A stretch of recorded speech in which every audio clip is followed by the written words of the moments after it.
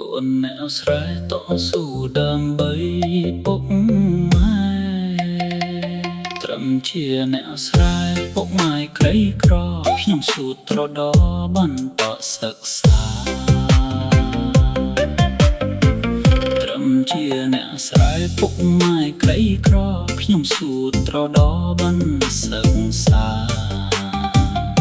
សង្ឃឹមជាស្ពានឆ្លងផុតទុក្ខាវិលជួយគ្រួសារសាងជីវិតថ្មីទឹកចិត្តពុកម៉ែត្អូញត្អែផ្ដែផ្ដាំកូនអើយត្រូវចាំត្បិតស្រកសពថ្ងៃកុំសេពអាភានញៀលលបែងស្រាស្រីខ្លាយធ្លាក់អវិជ័យអប្រៃគេម្ដា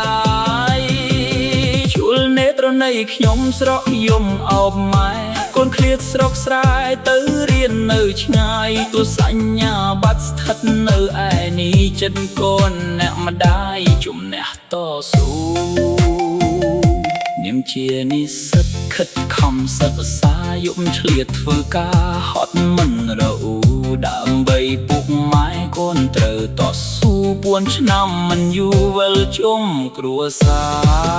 រត្រឹមជាអ្នកស្រែពុកម៉ែក្រីក្រខ្ញុំនៅតស៊ូបន្តសិក្សាសង្ឃឹមថ្ងៃមួយបានសាងជីវិតថ្មីវិលជួយគ្រួសារឲ្យបានសុខសាន្តតែ